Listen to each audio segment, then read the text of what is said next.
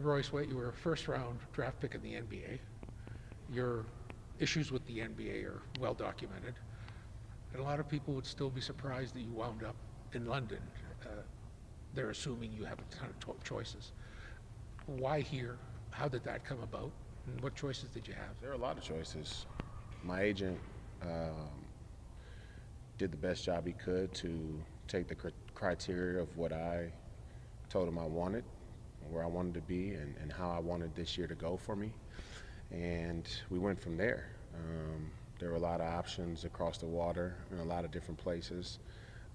Many parts of the world are going through a lot of different geopolitical things that I'm aware of, that I think a lot of people aren't aware of. And I'm just aware because I take the time to read up on things. Not to say that what I'm reading is factual, but it definitely adds some context to certain areas of the world and what may or may not be going on. Moving your family there, those are big factors. And as far as this league, my agent had experience here, and he had experience with Vito, and he knew about this league. And I came out and visited, met with Vito, met with Coach, and we started to put a plan together to execute what you see now. Basketball is owned by the players. Was that a factor in you not going somewhere else? The fact that perhaps you didn't like what they were offering or the type of product they wanted to produce? Yeah, my relationship with the game has nothing to do with money anymore. It has nothing to do with personal accolades. It has nothing to do with any vertical movement. It all has to do with my love for the game and the feeling that I get when we play at a high level. When the team that I'm on plays at a high level, when the community that I'm in playing experiences the game, us playing at a high level.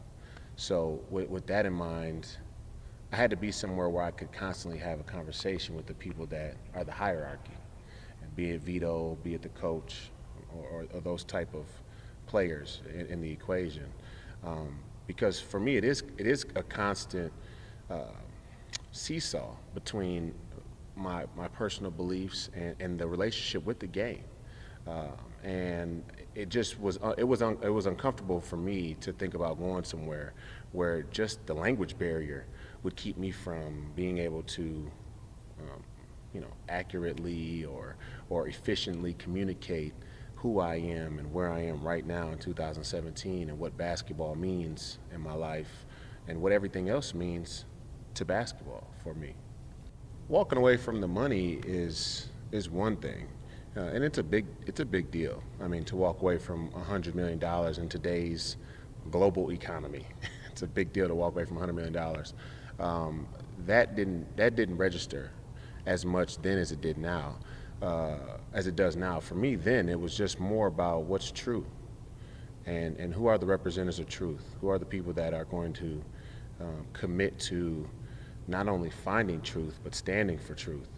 And the NBA is not that. As much as I grew up, was a fan of it, a lifelong dream, you could say, grew up in the Michael Jordan era, grew up in the Iverson era, which came shortly after, was in Minnesota when KG made history with his contract. Big NBA fan, big professional basketball fan, grew up in a neighborhood, parked behind my house that I grew up in on the block, and the rim behind with no nets, shooting by myself, pretending that I'm two teams at once, playing a game out in my head. It still wasn't what I thought it was, and it's not about mental health. Mental health is its own conversation. It's coming forward. It's progressing at its own rate. It doesn't need me. It doesn't need the NBA. But we are involved in it because of our participation in humanity. It doesn't need us, but we are players in it. And in being players in that, where we stood on the line was way different. I'll give you an example. Sitting in a room, the NBA tells me, if you watch the media coverage of the story, you would think that me and the NBA had a disagreement on mental health. That's halfway true. We didn't disagree that mental health policy wasn't necessary or logical. We disagreed on the urgency of mental health policy. And I advocated that it's immediate, it's imminent, and it's past due. actually. And they were saying things like, well, if you play well, you'll be able to leverage that to do what you want to do.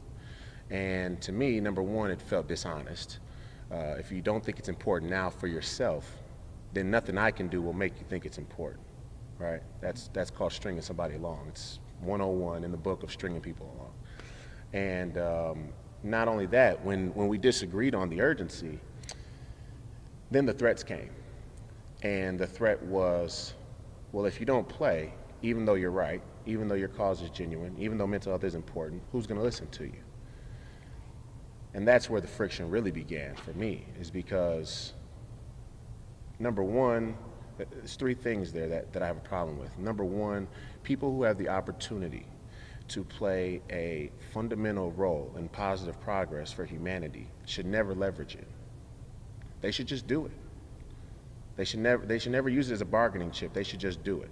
And if I was in control, if I had the type of impact and the type of influence and the type of wallet that the NBA does, I would never leverage progress that's logical. I would just do it because it's right. Number two, it's arrogant for them to even believe that the mental health conversation needs them enough to try and threaten me with it, right?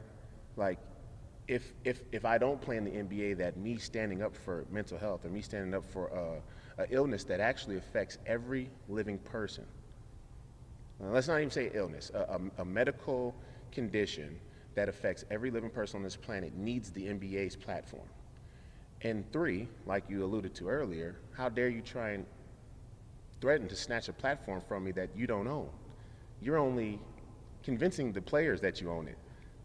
Even the players' agents know you don't own it. The TNTs and the ESPNs, they know you don't own it, right? And there's a handful of players that understand that you don't really own it, that you've only wedged yourself in a position to lay claim to owning the game. So those three things, you know, put me in the NBA at significant odds, at the highest levels. Your views. 4 months in London, you played with the Lightning. Yeah. How are you? It's the best team I've ever played on. I'm having a fantastic time. Best coach I've played for, I mean, right up there with Fred Hoiberg and Tubby Smith and my coach Kenny Novak from back home, who's a Hall of Famer for sure. He's right up there, man. And the guys that I'm playing with are some of the best players that I've played with, and we have one of the best bonds of any team that I've been on. And that's why we're doing special things, breaking records. Individual guys are thriving, and there's no signs of slowing down. And you know, this shirt, this is Lightning versus everybody. It's kind of fitting. We believe in ourselves as a team. We know we have work to do. There's things we could do better. Coach is definitely, you know, not giving us any speeches like, you guys are the greatest. You know him. He's like, yeah, well, you out-rebounded him, but you could out-rebound him by 30 instead of 20 or 10, you know. And we take to that, and we want that. But we also have a confidence, a swagger about ourselves that we can meet those challenges that he presents to us, and we can also meet the challenges that any team presents to us.